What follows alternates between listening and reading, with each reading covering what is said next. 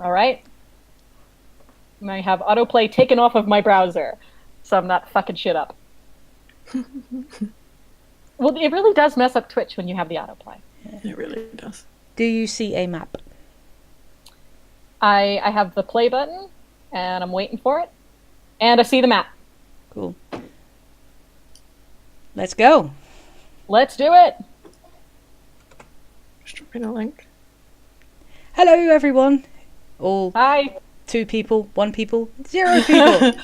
Hello. The entire internet. Hello. I think one of those people is me, so. This And I is. see us. Perfect. Yep, this I'm is dropping links, so bear with me. We're just going to pretend that we know what we're doing and that we're professionals. So much. There's so much going on. Yeah. Welcome to episode 0 of Role Perception. Yeah, it's like a session 0. Did we fail our perception roll? We totally failed our perception roll. Okay. I'm good. Go for it. Go for it. Well, hello, Internet, and welcome to Role Perception. We are a Critical Role vodcast reaction show with 2 Critical Role veterans. The 2 of the veterans you see are on either side of me. The lady to the right of me is Haley Terry, and the lady to the left of me, or person I should say, to the left of me is Seth. And the 2 of them are big Critical Role veterans, huge Critical Role fans. I am a critical noob, and I have no idea what's going on. I am also fairly new to Dungeons and Dragons, although not as new as I thought I was initially. But the 2 of them know quite a bit about Dungeons and Dragons and have taken part in all kinds of campaigns. And the 3 of us are going to be hanging out and going on a big adventure with Critical Role as they start their new campaign. And we're really happy that you're here joining us. I'm so excited. I know I don't seem it, but I am. I'm so excited. I'm so nervous. Hello, Sky. Yeah. Sky. Welcome, Sky. I wish I could see chat, but I can't. So I'm the one watching hello. that. I'm just scared to move anything on my screens. Oh. I am just so worried I'm going to move something and then it's going to be embarrassing and horrible. This is also a tech issues stream too, so if everything crashes, it's us figuring stuff out, and we apologize. We're going to get things going more and more as things go on, but this is a big old fat test. So. Yes, definitely. Right. We have rules because every vodcast needs rules. Just so that people are aware, we will not be spoiling the first campaign of Critical Role. This is a Critical Role Campaign 1 spoiler-free zone. But it's not going to be a spoiler-free zone for the second campaign, the one that started on Thursday. Yeah, so spoilers only for that. Yeah, we are going to be hard on the no spoilers for the first campaign, purely because we've got friends who are watching this and we don't want to spoil anything. That does mean that... Wow, sorry. There may be cat interference. Sorry. Wow. That completely threw me off track. Yes. Just trying to thought. Yes, we will be very hard on campaign, so Vox Machina spoilers, because we don't want to ruin the enjoyment for anyone else who is starting. Also, I only saw bits and parts of Vox Machina. I have no idea at all about Vox Machina, so if you're throwing up something that I don't understand, you're most likely spoiling it. Yep. And if there are things like in-jokes, which there are, because these are friends who are all playing a game together, they will have in-jokes, and some of those will have to do with the first campaign. If there are questions, if you are watching this and you don't get the in-joke, feel free to ask. I will ask people to say, that's a spoiler, or ask them if they mind spoilers, and potentially take it off channel. Don't start explaining things in chat without checking. So there's that. As we do this a bit more, there will be a few more normal rules that you can expect, like behave like decent people, not howling shitwolves. Warning, this will be explicit because it's me. We also should note that nearly all of us are LGBT. Yep. So homophobia and all that stuff, and various No racial things, transphobia, what no have you. queerphobia. We don't take any of that lightly, and the Van Hammer will come down faster than you can say roll perception. So, Exactly. Well said. Better than I actually. I was going to use many more words. yeah, basically, if you're a jerk about any of that, or you think you're funny, you're not, and we don't have time for your ass. Sorry. Pretty much. Let's move on. Let's get to the meat. We are doing a Critical Role vodcast, so we need to talk about how we got into Critical Role. Shall we start with the person who discovered it first, and then move our way to our most recent one? Me. I'm being subtle. Yeah. I mean, I just saw it popping up on my Tumblr dash all the time. The gift sets that get put out by everybody is ridiculous. And so I just saw those and they piqued my interest. And then one day I was just like, it was piqued enough that I actually went and checked it out. And started from the very beginning and worked my way through, which was really, really handy when I was going through my course. To just be able to pop a video on in the background while I was doing art. And then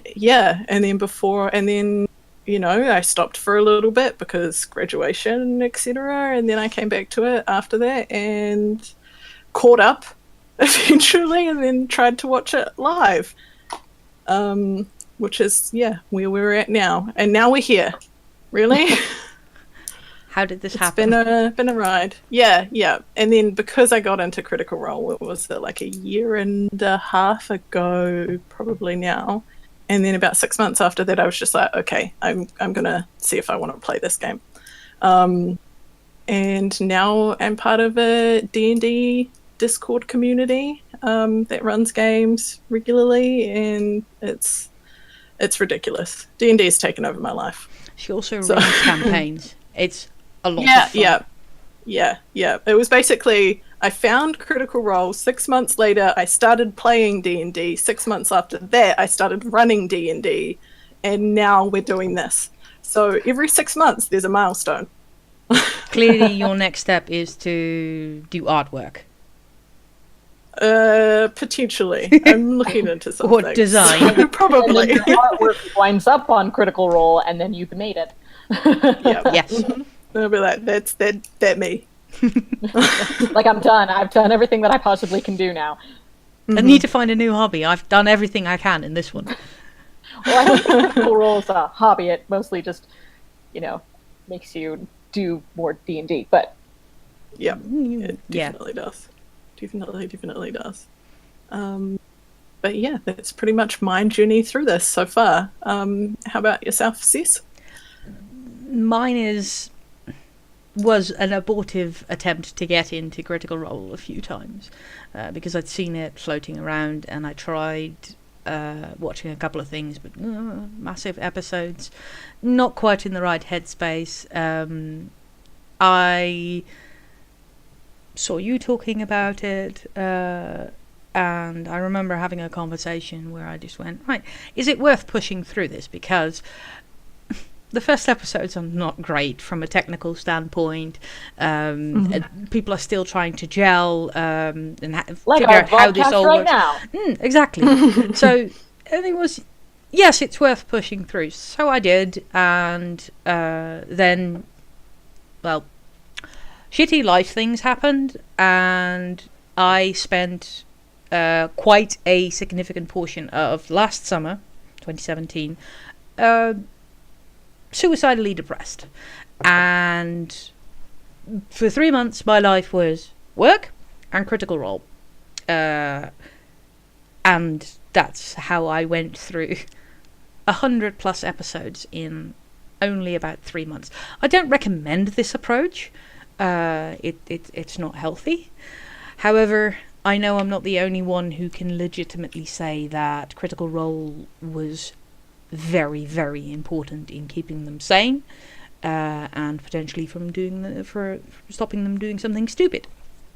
And now I am really excited to go and look at the new campaign and not binge 100 episodes in 3 months, because that's not a good thing. So, yeah, and it's rekindled my love for D&D. It's made me want to go back into it, running stuff, running content as a player, at some point DMing, but and also just hang out with friends and go, look at this exciting thing that happened. That's what this is. That's literally it. All the reason I wanted to do this was because I wanted to hang out with my friends and go and geeky splooge. Exactly. Geek explode. Exactly. Drag more people in. Exactly. So get even darker into it, into the dark underbelly. Yeah. We'll have to introduce you to Pathfinder next. Oh Christ. What about you, Vit? I was aware of Critical Role because I actually started watching Geek and Sundry at its most early incarnation. Because kind of in 2015, 2014, Geek and Sundry was one of the very few kind of fully dedicated channels on Twitch, and it was really one of the only one of its kind. So Critical Role was one of the beginning things that was on there, and I remember kind of keeping it on the background but not being interested enough in it, because I was like, not enough Felicia Day, that's why I'm here. And I took a break on it and started, getting into other Twitch streams and things like that, and totally forgot about it until, of course, I got in touch and in the same stream circles as Haley and Sess, who loved Critical Role. At that point, Critical Role was up past about 100 episodes, and I was like, I am not going to get into Critical Role where it is at 100 episodes, like that it is, and it's 4 hours per episode, so you're dedicating like hundreds of hours to getting into it. Mm-hmm. And I was just like, if that's like the barrier for getting into it, I don't want to do it. I don't want to do it. But at any rate, and I wanted to, and I have an interest in D&D. I've had friends who've played Pathfinder. I've had friends who are into D&D. I am a nerd, and I'm nerdy enough to get into those things. But I've always been scared because, it always seems like the barrier for entry is so high to get into D&D that I just couldn't, I wouldn't be able to meet it. And, now I just jumped on Critical Role because they were starting a brand new campaign. It's a great time to start fresh. And that's pretty much how I know of Critical Role. It's because Haley and Sess never stopped talking about it. And according to Skywise in the chat, Haley talked about it enough that she also started watching it. Yeah, there are a few people that have gotten into Critical Role. Haley's and I'm not sorry. Not the least bit. Word of mouth from people that you trust because you know them well enough that you have some shared interest, it does help lower the barrier. But yeah, the amount of backlog is daunting. Yeah, I think it is easier, especially if you look at where I came from in terms of that. Easier for people to see that here is someone who had no idea about D&D, like no one that I really knew aside from my internet friends had ever played D&D. Like no one knew anything about it, and for me to get into it and then now be playing and now be running games and stuff, kind of everybody has now, they're like, oh well, if someone who has absolutely no knowledge can get into it, then why can't I? Well, and makes it easier. I think it's also a thing, and I think it sort of mirrors the way that Critical Role has changed the perception of D&D, is that like kind of pre-Critical Role and kind of pre the big resurgence of D&D, that you would think about it and you're like, I'm not that kind of nerd. And And Yeah. you know, when you sort of see it in action, you think to yourself, well, maybe I am that kind of nerd because these people are being creative and having a ton of fun doing it. And maybe it's not a thing that these hardcore nerds do and they beat you to death with a, rule book or whatever to play D&D. Yeah. The sadly, with a lot of tabletop RPGs, there is still a lot of gatekeeping. There are a lot of people who go, you must do it all perfectly. There are rules lawyers out there.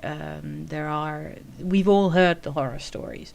And I think that's partly why quite a few people go, not that kind of nerd, not my scene.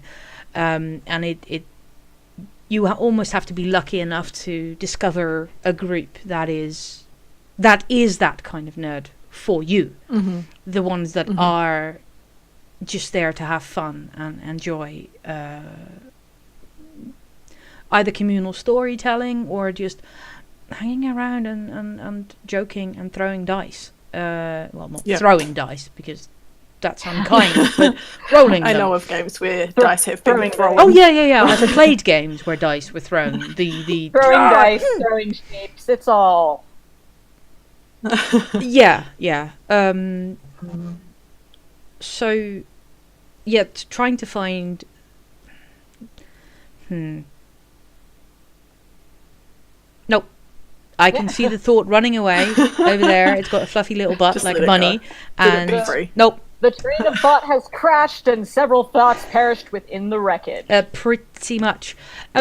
Actually, what I want to check: do we want to talk about your revelation? Because honestly, one of the things that when you talk to someone and you explain how something is fun and you try to get them involved and they kind of go or you hand them something and say just try it, the first hit's free kind of thing, and they wander off and then they come back and go, oh my god, this is the best thing. Is there more? That is one of the most rewarding feelings as a geek, or as anyone really. Share something that you love and someone picks up on that and someone also loves that is one of the most rewarding experiences. We got to have the joy of discovering something in the first Critical Role episode. A reaction to the Critical Role episode. So me coming into Critical Role like as a noob, as a Critical Role noob, because I mean I've seen the episodes with Mary McGlynn, who, I'm sorry, Mary McGlynn is the national treasure, and we don't deserve her. At any rate, I had played a lot of, as a kid, I grew up playing, Baldur's Gate, and I grew up, playing Knights of the Old Republic and all that stuff, knew about Dragon Age and all those things, and Neverwinter Nights. I had played the original Fallout games on PC. And, all of those things. And I was sort of watching Critical Role, and I sort of had this thing kind of all of a sudden where I was like, oh my god, everything I've ever loved is essentially based off of this. And like the way that the stats were built up and the characters were built up and everything, I'm like, I know this. I know this. Like, oh my god, like this, you don't have to explain half of these things to me because I know this. I've been doing this my entire life. I don't know why I was so worried about getting into D&D, because apparently I've been training my entire life to play D&D. And that was pretty much the entire progression, and it was a delight and a wonderful thing to see. And so it's this sort of the thing of like, I realize how many things are based off of that. And even to the point where even, because I have a bunch of friends who are heavily into Magic, and even that I'm like, no, that's just a card-based version of D&D when you really think about it. Granted, there's probably some nerd out there who is like pulling out his hair and yelling at me right now and being like, no, it's not that way. And I'm like, dude, they mixed it with D&D in 2017 and everybody was like, yeah, this makes sense. And I'm like, yes, they're the same thing. We've had this discussion, and tread carefully, because the internet will yell at you if you I apply everything. No, but yeah. But everything does relate back to D&D. It's like my whole world, like my world is so different now, and I don't know how to deal with it. So yeah, that was a thing D&D. that happened. I am so glad I took short-term holiday so that I could experience that. Yeah, like I said, it's such a huge thing for me that, like, it's on par with coming out of the closet of, like, that I've always been that type of geek, but I was the last person to know about it. Hi, welcome home. We've missed you. Hand me my dice. I'm good. Yeah. We've been waiting. There's just been a pile of dice just waiting here for you. You know, the beginner set of dice. Yeah, but that was like my overall takeaway from the first episode, and it was really sad because it took me about 3 hours to just be like, oh, I know this in my heart. It was beautiful. I mean, like, based off that is my favorite part of being a DM, is running games for people and seeing people come in completely new and then watching it click and just hearing in their voice, because majority of the games I run through Discord voice, just hearing it in their voice and they're just like, oh, I get it now, and it's just it was fantastic. It's honestly my favorite part, is when people just get it. Yeah, the bit where you just hear so that rewarding. they've twigged and there is a level of excitement in their voice that wasn't there before, and you just go, yes, got another one. Well, it is weirdly exciting because there's so many things that I'm like, oh, I know this, and then there's like miles of things that I don't know. So yeah. So good. So beyond my reaction to the episode, what did everybody else think about the first episode? We're going in more detail the next time because they are releasing the Silhouette Watch answers tomorrow. So when What's that? Silhouette Watch was Silhouette Watch was the new characters being shown just as silhouettes, and there was actually a poll on Geek and Sundry saying who's who. And okay, so it's Silhouette Watch where they release the silhouette and they're like, okay, we're going to figure out what these things are. Yeah, what race, potentially what class, and who's playing the character. They haven't explained anything yet. They haven't told everyone the answers yet, because not everyone has had a chance to watch it. I think the way that they're doing it is that tomorrow is when the video gets released on Geek and Sundry website as well as on YouTube, and then the next day they're going to do the Silhouette Watch release. Yeah, something along those lines. So just keep an eye out for those things, guys. Yeah, it's exciting. I'm so excited. So, not going into spoiler territory, I'm so excited. I love every single person. I love every single character. I have questions because I am partially in it, but I'm also partially confused.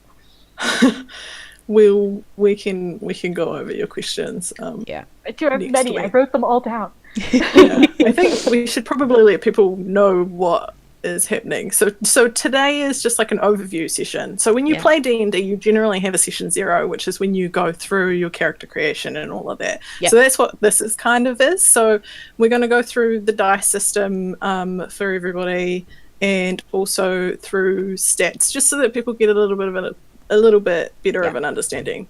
Well, and then there are those also kind of things, especially if you're new. Yeah, well, there are also people who are like, what the F is Silhouette Watch? Yep. Yeah. See, and that's why you're here. Yeah, and those things we can answer, but there will be things where it's, if you ask a question, the answer may be spoiler. So, which maybe be grinding my teeth and being like, it's not like we're on Discord. It's not like you can't. This is the only way we ever speak.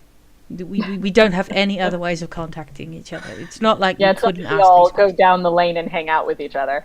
Exactly. We're all in Although, the same that'd house, be by the way. We're just pretending Yeah. to do this in 3 separate countries. I purposely have, wooden walls. We're Geek It's International. wallpaper. We're Geek International. If we ever start a conglomerate, we'll call it Geek International. Quick, someone trademark that name. By someone is not me. I'm scared to move things. 2018. So, just to put you on the spot here. No, yeah, okay. So just a background. They basically decided, well, Cess and Haley have set up a quiz for me to see what I do and do not know. We have really been. We really haven't, because I just looked at that thing in the notepad and went, I'm not entirely sure what it means. So it's got a question mark next to it. I just thought it would be interesting to see if we went through the stats, if Bit knew what each one potentially did and things like that. So, yeah. I'm wondering if we want to go through skills or if we just want to go through stats, because stats just the regular 6 stats. I don't know why I said 3. Well, I have played Dragon is a whole Age, different thing. and it does have very similar. Yeah. So, I mean, I don't know. We don't have to do it. I think the major... That's why... Yeah, go ahead. We're being too polite. That's why I put a question mark. That's why it wasn't a set thing.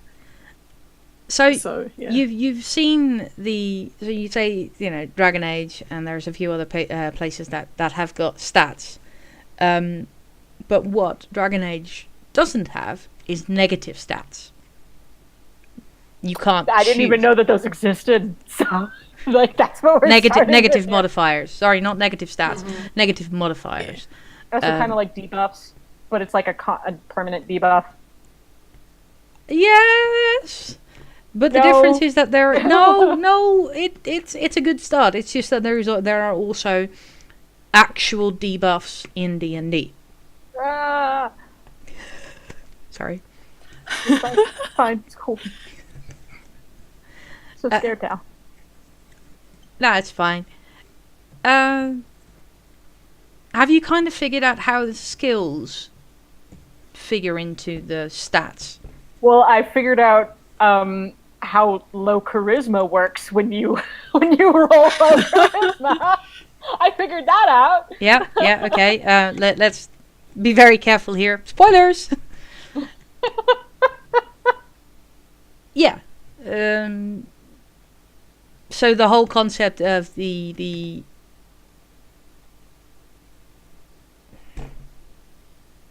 modifiers are a thing that you get. Okay.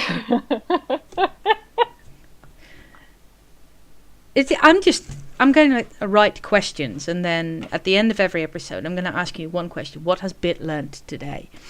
Oh, many things. Beautiful. So I think the question is actually, what have you learnt today, or on Thursday? Apart from the earth-shattering realization that you've been training for this all your life. You're a huge fucking nerd. So what did I pick up? Well, I picked up the different races. I know that we have 2 blankety blanks. Mm-hmm. That monks do the sweet ass kung fu matrix type stuff. So probably they have high dexterity. I feel like that's spoilers.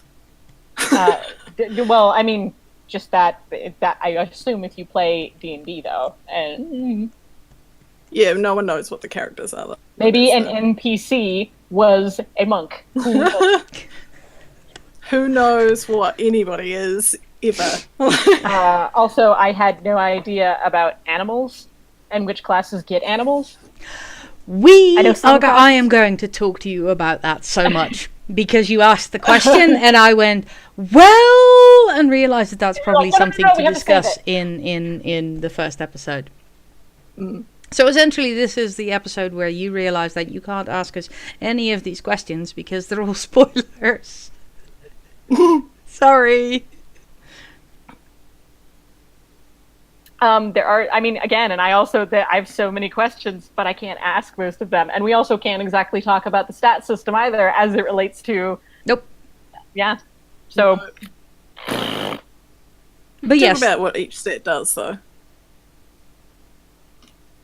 Do we want to do that now? yeah, I mean, sure, I do why have not? a couple of questions about in-jokes and things like that, but, you know. Such as your Bailey is showing. Yeah. That is definitely one for the first episode. Yeah. Yeah. Nah. Sorry. Stats. Stats. Strength. What does strength do?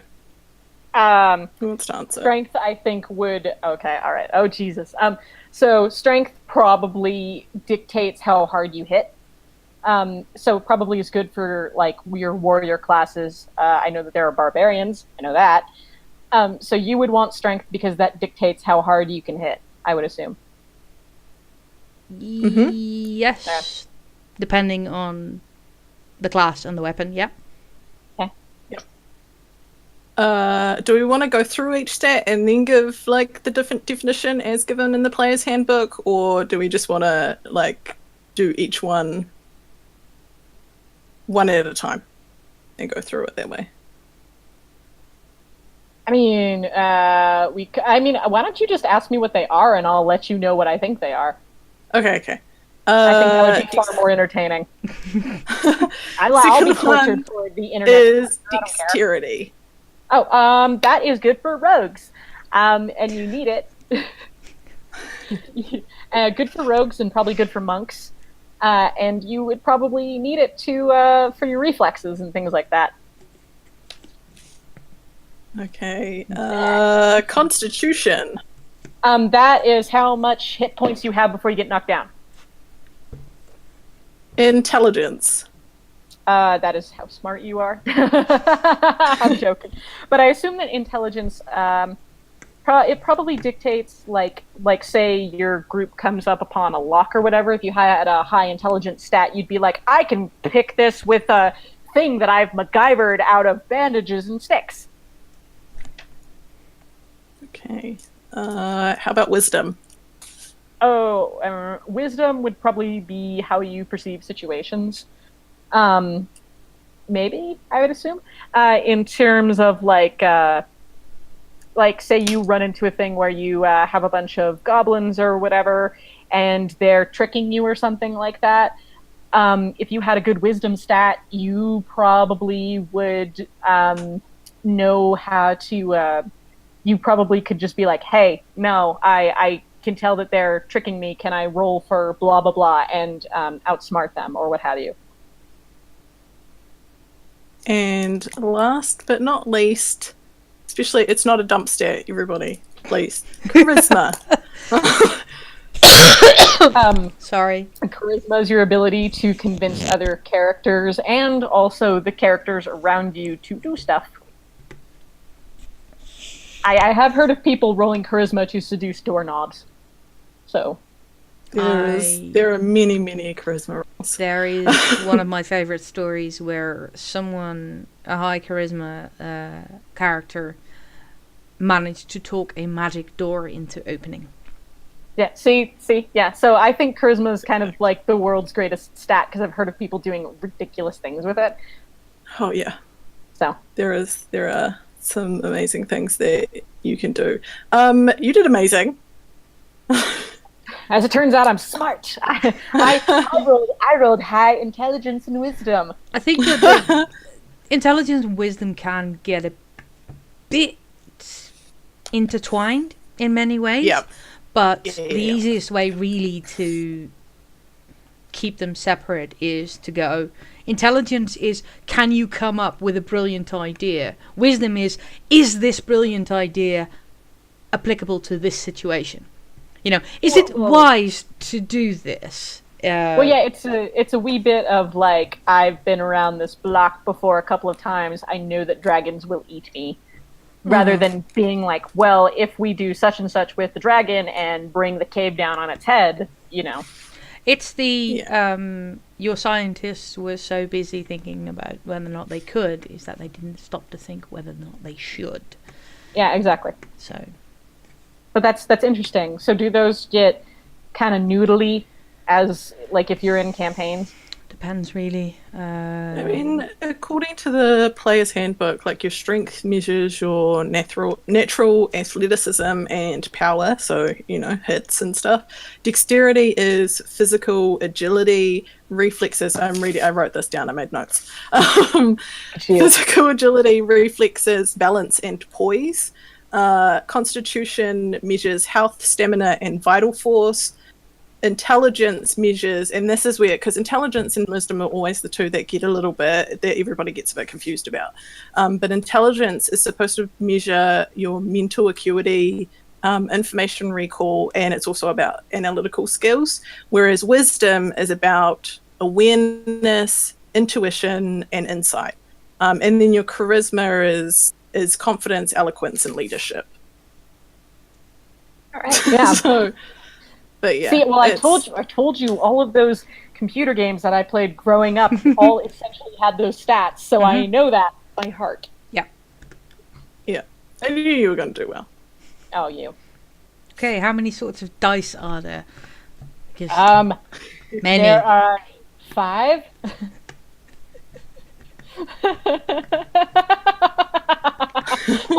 6, actually. Oh, see, I'm halfway there. So close. So close. Oh no.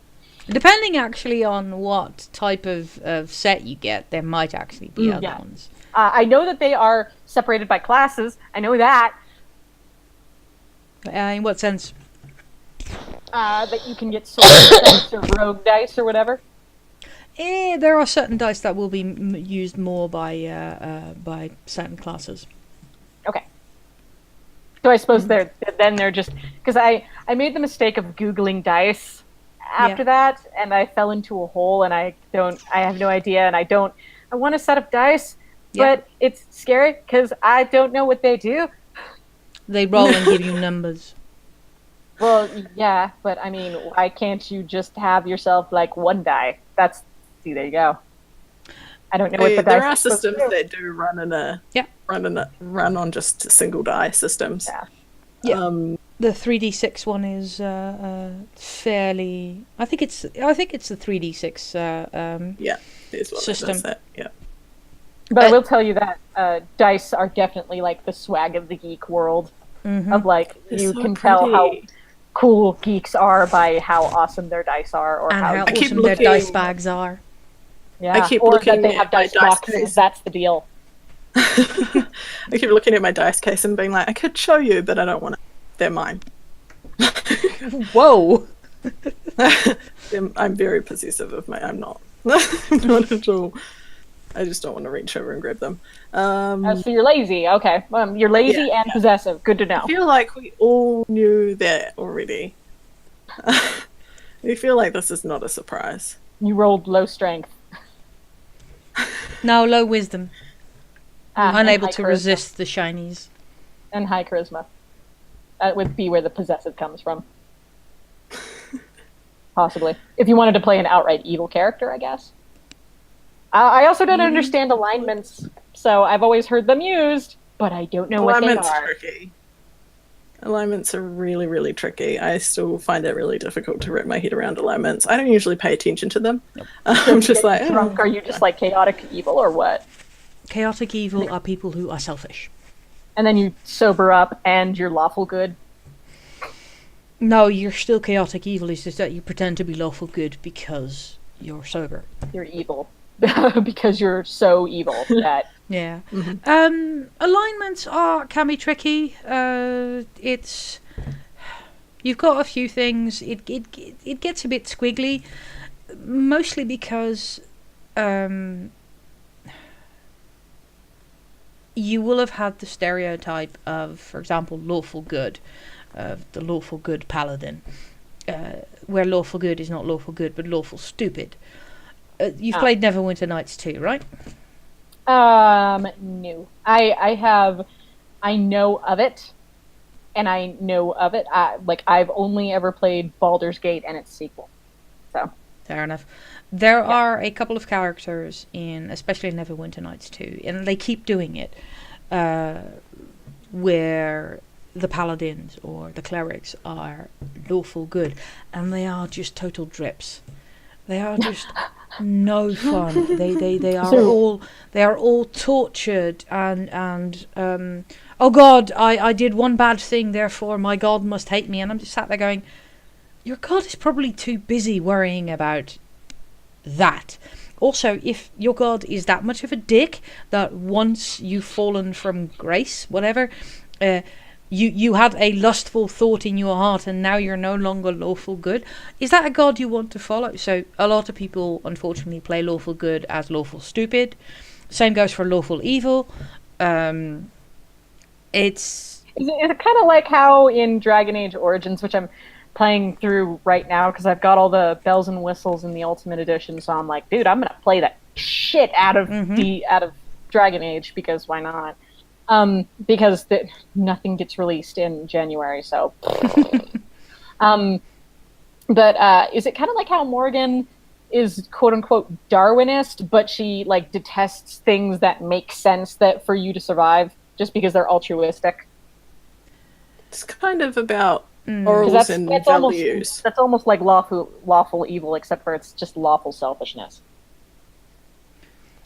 I would put Morgan on. Oof.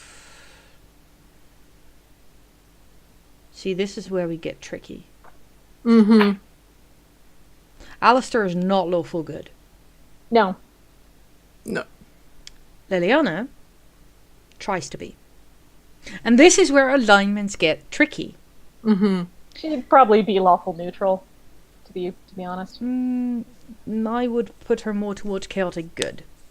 That's a good one. And Cassandra's lawful good. Yes, actually. And Sten would be lawful evil, however, that is because the Qun is perceived as evil. Yeah. But even though in his society, he would be lawful good. Vivienne, Technically, the Qun are is neutral. lawful evil, yeah? Vivienne is lawful evil, yeah? Oh, no. Oh, no. No. This is where the alignments come in again. It's complicated, and also it is a lot of personal. I have personal opinions about lawful good, lawful evil. I have opinions about chaotic evil. Hi, Gil. evil. Welcome, Gil. Sorry, chatting with the chat. Hi, Gil. Hi, Gil. I can't see chat, so neither can I. I'm the person watching chat. Although, to be honest, if you're in chat or watching and you have opinions about alignments, please chime in, because I'm a critical noob. I don't know what's going on. Yeah. Alignments are one of those things where if you're not careful, you can go down the rabbit hole and get into serious arguments with people. Realize that everyone that there are outliers. There is the Matrix, the lawful, the thing neutral that evil. Uses human batteries for juice? No, I'm kidding. Yes, exactly like that. It relates to everything. I knew it. Yeah.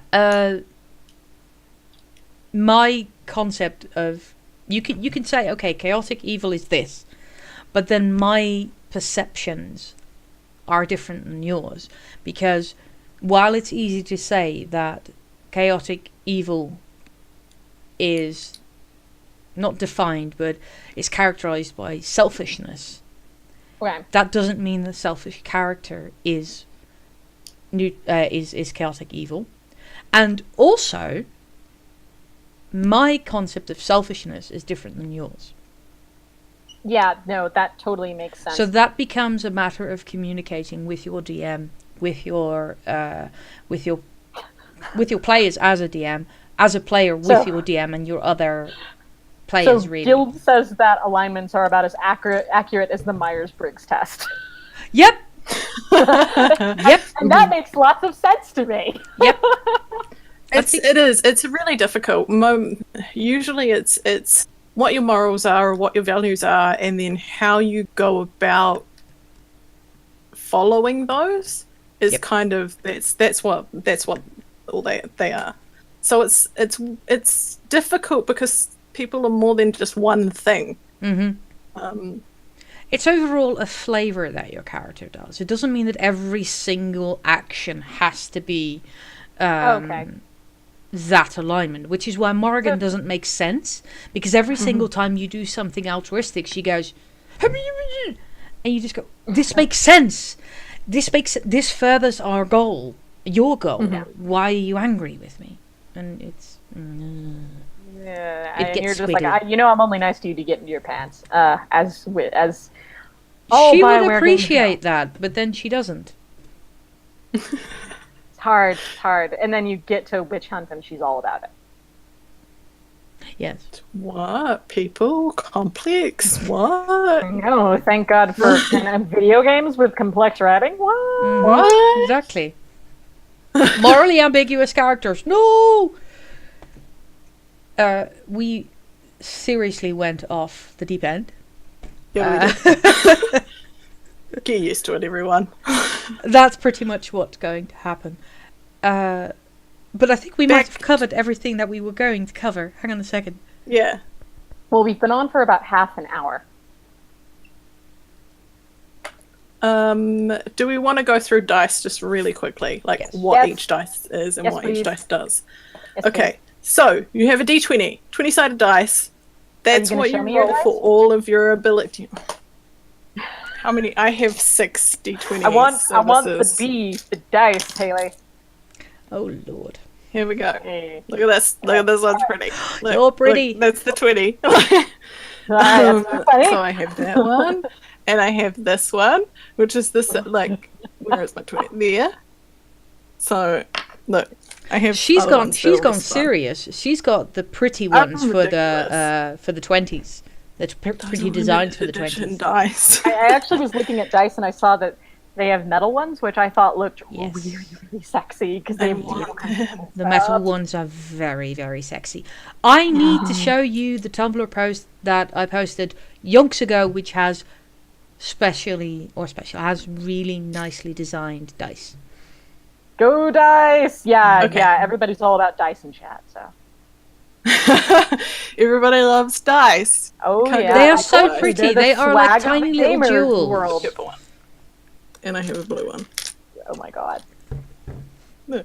It's Oh, look at you. I have a lot of dice. D20s, because they're the ones that You you use roll the for most. pretty much everything. Yeah. Any skill checks that you make, you roll a D20 for. So I have 6 of these, so that when I run games IRL with my little brother and his friends, I have them. Because I need to give each player one, and then I have to have one for myself. So that's the easiest way to do it. I lied. I have 8. Told you they're the swag then of the you gamer have- world. Yeah, you have D12, so you have the 12-sided die, Why do you which use is D12s? they're the least used, to be honest. Barbarian hit dice is a D12. Yeah. And then certain weapons will use a D12. Great Axe will use a D12. Yeah. Just in case, hit dice. Hit dice are. How do you quickly explain hit dice? I mean, everybody knows what hit points are. Yeah. So hit dice is something that you get at a level when you use them during rest breaks, like short rest breaks in your adventure to basically heal. Okay, that makes So sense. you roll them and then you heal to their number. Okay, this one's a little bit. D10s are a little bit trickier, purely because it's a 10-sided dice. These ones here. Oh, so they're those little like diamondy looking dealies. Yeah. And the 0 is the 10. They're a little bit more complicated just because they also have percentile die, which look like this. And they've got percent. So you roll them both together if you need to make a percentage. roll. Like if something has a 50% chance of rolling, you roll There them both are together. D100s. They are difficult to read because they are essentially a globe. Yeah. Yeah. So that's just the easiest. They have sound 100 facets. It's They ridiculous. sound a wee bit like. Have you ever seen those Megaminxes, which are the 100 tiled cubes that you can solve? No. I don't think I Doesn't have. ring a bell. Yeah. They're enormous. They're about like yay big, and they have like 6 flat faces, but like over 1,000 pieces that you can move around in hexagon shapes. Anyway, Wow. yeah, but 100-sided die also sound equally complicated. Yeah. It's just a sphere. A sphere with indents that doesn't roll very well, evidently. It rolls very well. It's just a bugger to read. So yeah, D10s like D12s aren't used as often. Same with the D8s. Which of these ones? Hi, D8s. It's probably the green one will probably be there. Let's see. And they're cute. There we go. They're really cute. Pretty. So those are all used mostly for damage and weapons and stuff like that. Standard D6, everybody knows what those look like. Yeah. And then We get the cold shop. Yep, the Caltron. I've This is a seen D4.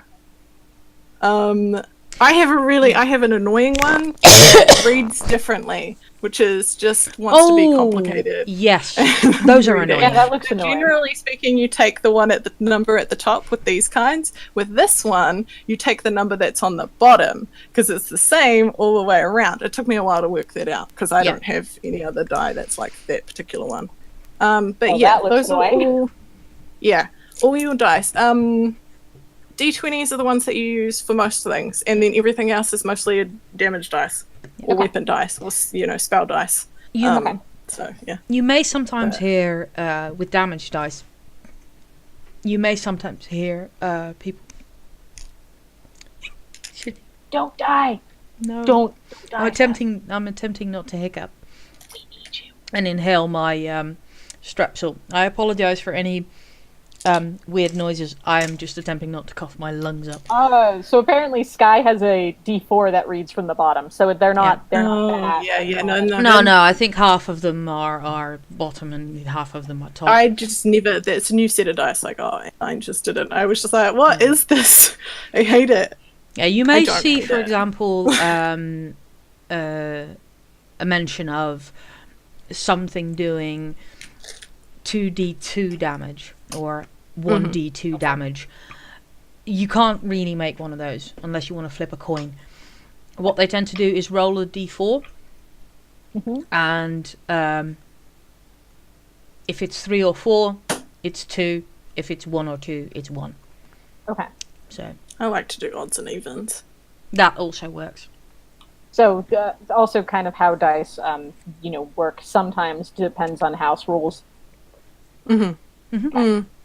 Yeah, I can do. I mean, there's a guideline, but it's sometimes dice, get wibbly wobbly with home brews and with rules, I would assume. It's more when to roll that it gets a little bit wobbly. Some DMs will make you roll for everything, which I don't particularly like. It becomes stifling. Which I everything noticed moves so much slower. I've noticed that Mercer doesn't do that. He only does for really big things, or if they say they're going to do something, he'll catch. Because I noticed when he was DMing that he'll catch people kind of as they're about to do something or something like that. Yeah. Where he'll get them, but in really like ways that you don't expect. Where he's like, "Oh, but wait a minute, do you like? We're going to barter and sell this," and he'll be like, "Okay, well, are you going to barter for it or whatever?" He tends to give his players a lot of leeway in terms of what they're rolling for, which I think is the sign of a good DM. I don't know what a good DM is. It depends on what your DM's going for. If you're more of an experiential player or DM, then that's generally what you'll go for. If you're more story based than anything else, you'll just let them make. From a Gilb has unicolored die. The kind of blue personality type would have. I don't get that joke. Nope. Okay. There are You're fine. Let me take that out for a second. Yes, I would say he's a good DM, but he's a good DM because He knows his players. players. He knows his players. Mhm. His players know him.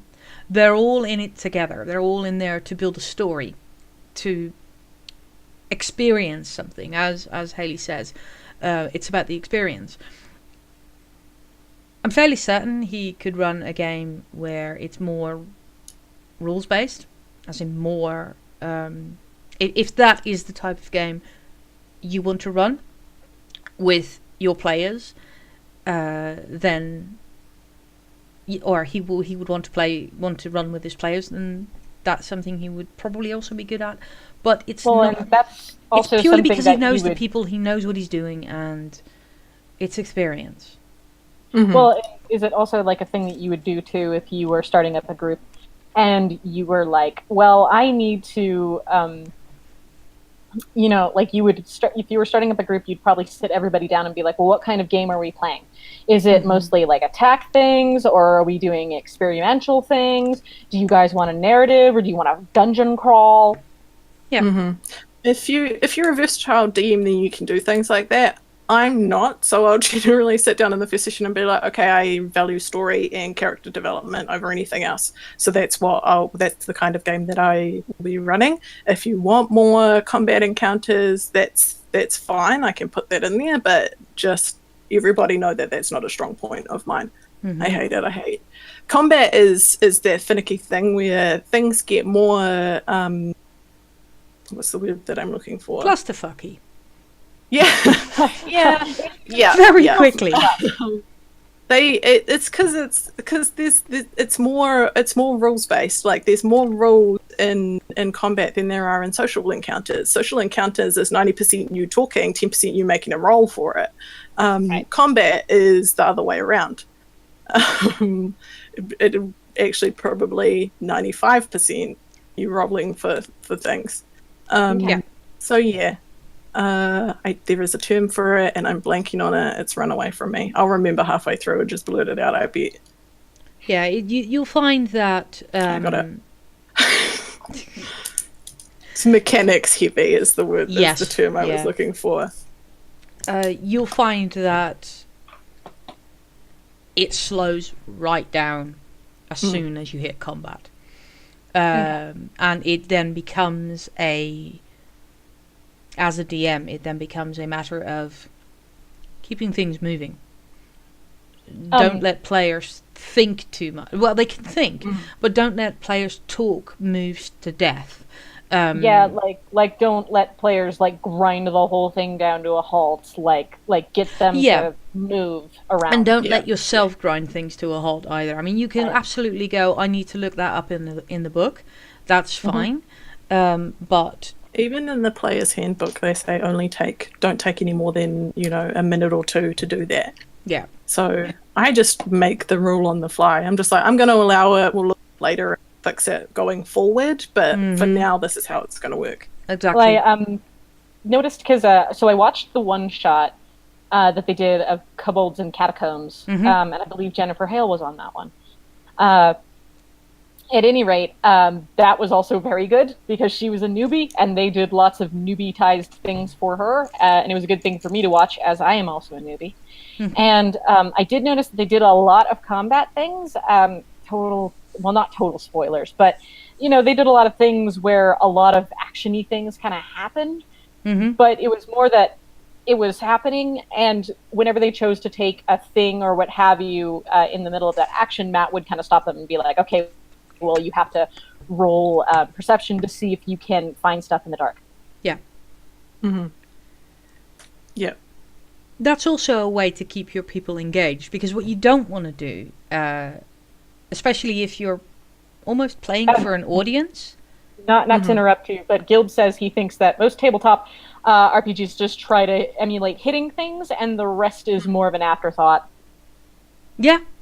And yeah, definitely. If people like to play that is entirely valid. It is dreadfully boring for me. And there is space for that. it can be sometimes fun to have I want to say a difficult encounter is not the one I mean, but a challenging. Thank you. Challenging. It's where I can't always do what I need to do, or I have a strategy. I had a brilliant strategy in a game that a one-off that a friend of ours ran. I had a brilliant strategy. It was going to be amazing, and then I got one shot. I literally got one-shotted, and I'm sat there going, "Well, that's my strategy out the window." So it's fun to have that. It's fun to think about what you can do and know what your class's skills are and what your spells are, what your attacks are, and that you can try and map it out, and then map it out with your players as well, and then have the dice roll go, nope, fuck it. Yeah, and that's part of the joy. Alternately, in that same game, I had a really good dice roll, but the situation didn't allow for the thing to happen that I wanted to happen. But still makes for great storytelling. Like, I tell people about that, and they're like, "Oh my god, that would have been amazing if it had worked." Share it. Come on, share it. It was brilliant. Okay. It was. I could use examples. We were chasing down it was a dude, and he had a wand of true polymorph, which is a spell that turns something into an actual, like, whatever you turn it into, it becomes that actual creature. So we had chased him, and then he barreled through on a dragon that was basically made from a bead. And yeah, he barreled in, and my character, being who she is, was just like, I have high charisma. She's got a 20 in charisma. So she has super high charisma. She's great. Plus she has, because she's a sorcerer and because she's a dragon draconic bloodline sorcerer, she gets a +2 to charisma checks with dragons. So the creature was a dragon. So she was like, I'm going to try and tell this thing, like, not to attack us. So I did my speech, rolled my die. Got was a really 20, good roll. Natural 20, plus my 5 modifier, plus my 2 for my extra thing. So I had 27 was the thing. And that is, by the way... The creature doesn't speak. Yeah. It doesn't speak Draconic. So I spoke to it in Draconic, and it doesn't speak at all, has no languages, doesn't, because it wasn't true polymorphed, it was just straight polymorphed, it was still technically a bead. But I had tried, and it was something that my character would have done. Yeah. And it's like, that failure is an amazing failure, because it would have been fantastic if it had the worked. Perfect roll, and the DM just looked at you and said, no, it doesn't talk because it came from a bed. Yeah. I love that our DM did that, though. It was just like, I want it to happen, but I can't. Because that makes the story. Yeah. Right. Well, apparently Gil played cards with a kobold during combat. Yes! Yeah. And it's things like that. Yeah. It's Haley is very good at it as a DM, as just let your players find their moments and find the fun things. I remember the one where we were all kind of... everyone was in combat, and I was kind of lagging behind for some reason. I can't remember. And it was literally, I just walk in, and everyone's shooting at each other, and I just went, can I kind of see that goblin over there? And yeah, you can. Can I try to shoot it? No. And it's, technically it would have been 3/4 cover, which is a mechanic, so I would have had to roll twice and take the lower roll, and she just kind of just went, roll, see how well you do, and we'll take it from there. And I think I rolled a natural 20 or something, and it was, yeah, you shoot him. And Gilb was right in front, and Gilb just apparently, his character, I think it was Gilb, just his character just heard the arrow go shoof past his ear and just hit the goblin. And those are the kind of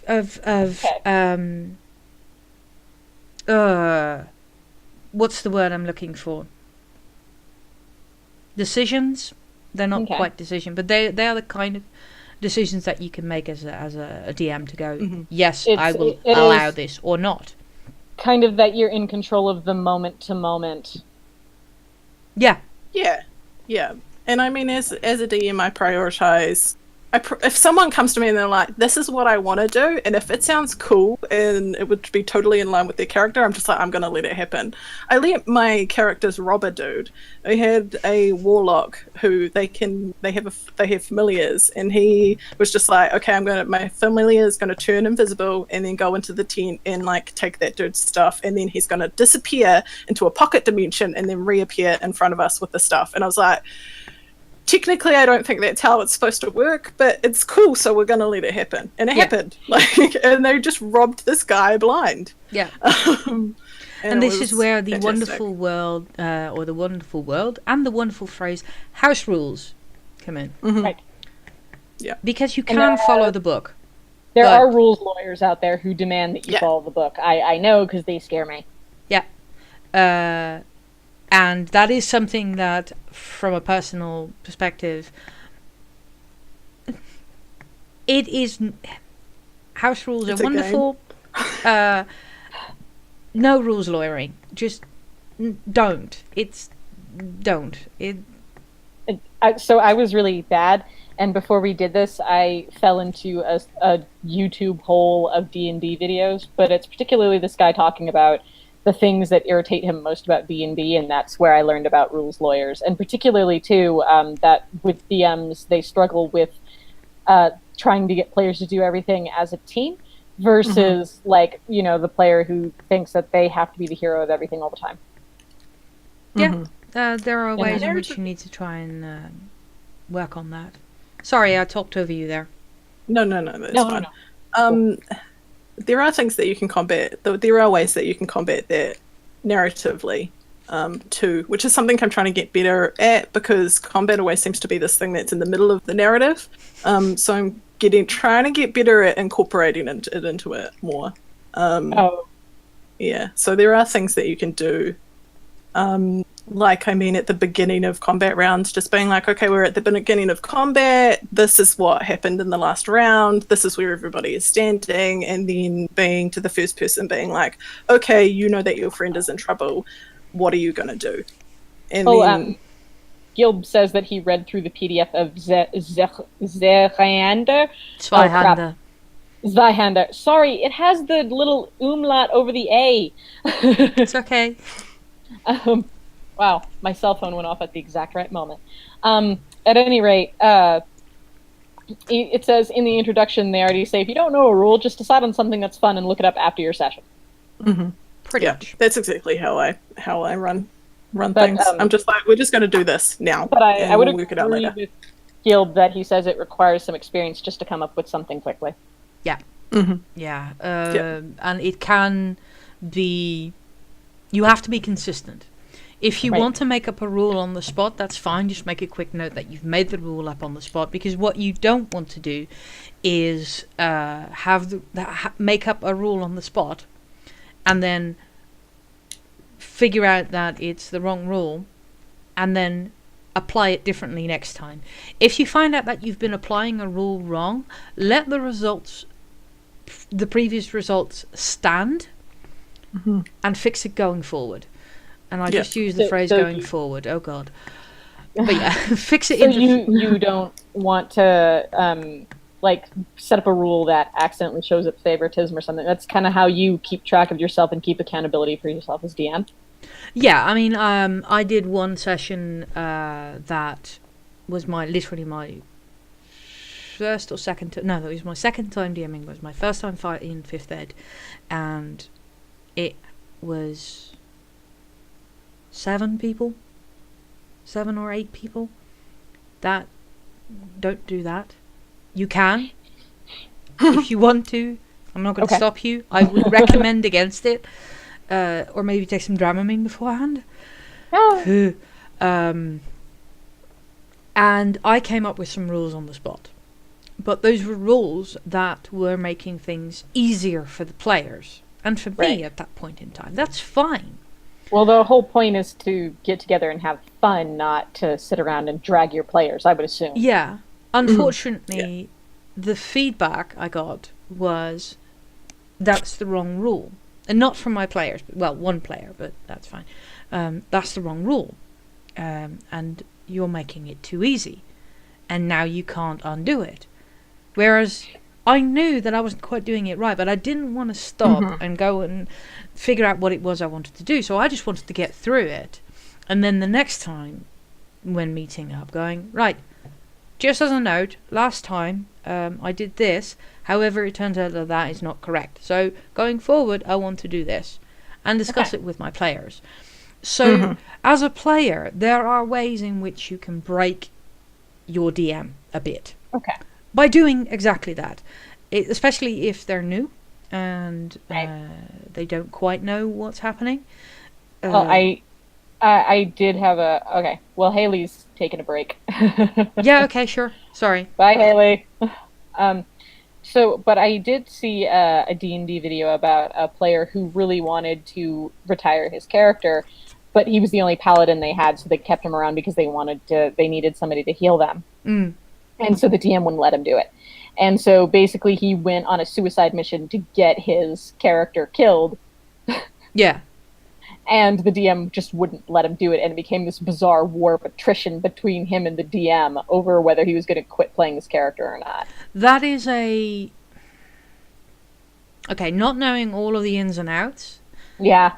I am still going to say that's being a bad DM. I would say so. Because there are ways around it. You can say, okay, you want to retire your character? That's brilliant. We need a healer. Do you mind if I NPC him?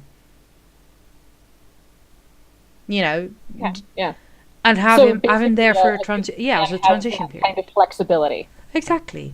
Also, there's the question: is why does this person want to retire their character? That's also a good question to ask. Are they not having fun anymore, or does it just not fit, or there's a few ways to... Or that it might be a thing of you built this character that looked really awesome on paper, and then you're getting to play them, and you realize that it's just kind of against your play style as a player, or in some cases beyond your skill as a player. Yeah, or you literally aren't having fun anymore. Or you've outgrown the character, or they are going in a direction that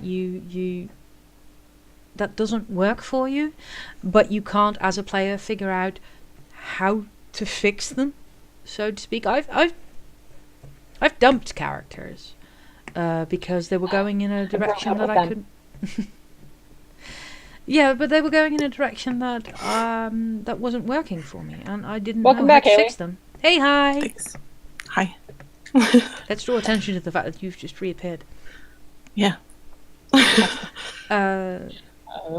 So we've been on for about an hour. An hour and 10, and we have gone deep into the philosophy of D&D. I think it's good, though, to sort of get a thing of, like, you know, what do you guys like, and so forth and so on, and what do you go into, and specifically, what about Critical Role appeals to you? And part of it is that Mercer's a really good DM. Yeah. Yeah, and I think a lot of what I do, I've learned off Mercer, especially because he does the GM tips videos. Which Satine Phoenix then took over. Yeah. But even like a lot of what I've learned from that. And the very beginning of that series was him giving his account of things. And they're really good. If anybody is interested in DMing, GMing, I highly recommend them. Yeah, absolutely. I also recommend Satine Phoenix as Satine's amazing. She's so good. Love her. But there's a little bit of a haterade around her because she did a lot of adult films, and so people are real judgy McGee about that. Oh, yeah. Personally, I don't care. If you're a porn star and a good DM, you're a good DM. Yeah. Exactly. There are, unfortunately... You're a better DM depending on what kind of porn you've done. I have images, and I need to not have these images, and... Sorry. No, that's fine. My brain just went there before you even said it, so it's fine. It's slightly scary that we're apparently on that place. Yeah, we're also apparently on the same wavelength again, and that's kind of scary. We are. So Sess and I, for those of you who are brand new, have partnered up, and we've been partnered up since about October. And the terrifying thing is the more she and I communicate, the more we find out that we are very alike. It's either going to be... Yeah, we're either going to ride off in the sunset as best friends forever, or it's just going to explode and we'll take out 3 neighboring countries. Indeed. Ride or die. Yeah, we're pretty much. I was thinking of the term kindred spirits, but yeah, sure, let it die. Don't die, Seth. Yeah, please don't. We need you.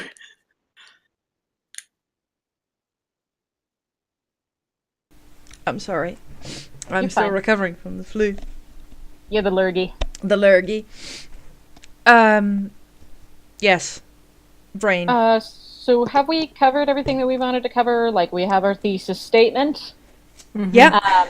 We covered kind of player philosophies and partially kind of why you guys really like Critical Role, and big part of it is Mercer's DM style. Yes, actually, that was one thing I wanted to say. I love, and I'm not kidding, I love every single person on Critical Role. Characters, but also the people. I've learnt how to DM, looking at going into DMing. I've learnt a lot from Mercer, but more importantly, I've learnt how to be a player from everyone else. Right. Respecting the story, respecting the effort that the DM's putting in, respecting the effort the other players are putting in, and realizing that sometimes you have to dial it down and let other people take the spotlight. It's still something I'm working on, but it's I get to play with people, and you get so overexcited, you just want to and then stepping back and letting other people have that experience is really important. So yeah, when are we going to drag you into a game so we can do that? I don't know. I would rather prefer to play with you guys because you're, you would be gentle with me and you wouldn't rules lawyer me to death. Only if you wanted us to. No, Jesus, no. No. Although it was really funny. I was talking to my mother today, and my mother is a human resources manager for all of you on the web and for the two of you there. And Gil was like, "You guys are going to be so cute and erase countries off the map together." Maybe, maybe, you know. But I was actually talking. I was talking to my mother, who is a human resources manager, and she actually did play D&D in the way long ago times in like the 70s or something before like times. that. Like, yeah, basically. She was kind of she was like, I've never really been that into it, and it's like more stuff that I would want to do, now because I work a full-time job and I, want to spend my leisurely time hanging out with my parents and my kid, my grown-up kid. At any rate, but she was so funny because she was like, that would be a thing though, that I'd like to spend my retirement playing D&D and doing consulting work for people. That would be what I would do. I would play D&D and I would do it with all the college kids. I don't want to play with old people.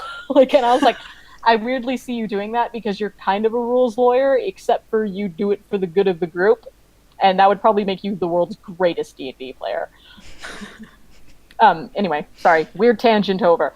But I mean, I would be interested. I would be more interested in a low, how do I say, a low stakes energy, low stakes, low energy one shot. I am terrified. The other part of the limiting thing for me in D&D is that I don't have enough time to sit down and do these huge long campaigns, and that's part of the thing that kept me out of Critical Role, was because I just refused to start from the beginning and do all of this stuff. So I would like to wade in very slowly. I'm interested and excited, but I need to wade in slowly. Yeah, that makes perfect sense. It's totally fair. Everybody has their levels of buy-in, so yeah. I would like to pay a nickel in. The most have a look through my. Yeah, you don't have to mortgage your entire house immediately. That comes later when you find the really nice dice set. I've been looking at dice boxes. It's bad. I'm halfway there. Start start with a very simple, basic set in a little bag. You don't have to buy the really expensive ones straight away. Generally speaking, too, if you go to your local game store, they'll generally sell them in the set. And sometimes they sell them with a bag, although you'll get the bag free when I got my green set. Maybe I just want a pair of glow-in-the-dark blue polymer dice. I saw those ones. I really want cool. them. Yeah. And they're really a nice blue color. They are. So we've been at an hour and 45. Have we kind of covered everything we wanted to do on episode 0? Yep, absolutely, and then some. Definitely. So we are going to be doing this 1 week offset. So our discussion of episode 1 of the new campaign will be next weekend. Time and date to be announced. And that gives people the chance to watch the episode on Geek and Sundry or YouTube. As well as potentially catching up on the podcast, because they are going to release the podcast episode of the episode on the Thursday morning, a week later. Okay. All right. So, check back in. This place will be updated and look prettier, and take a look at the social medias. There will be more things We're coming. everywhere now. Yes, there will be things coming from Roll Perception on Twitter. If you've got questions, you can ask them in the Twitch chat when you're here, or email us at rollperception@gmail.com. And you can follow all of us. I'm at @bit_raptor on Twitter. I am at SessyHet25. I am at Haley Terry 11. That's it. on the Twitters. Yep. So On the Twitters. You can tweet us, you can follow us, and you can most likely follow Roll Perception on Twitter, which is probably the best way to stay updated with when we're going to be live and announcements and things like that. Yep, pretty much. And before we head off, do we want to talk about other things that we do? Because I know Haley wanted to mention the thing. I want to do a quick plug. Yay, plug. For the thing.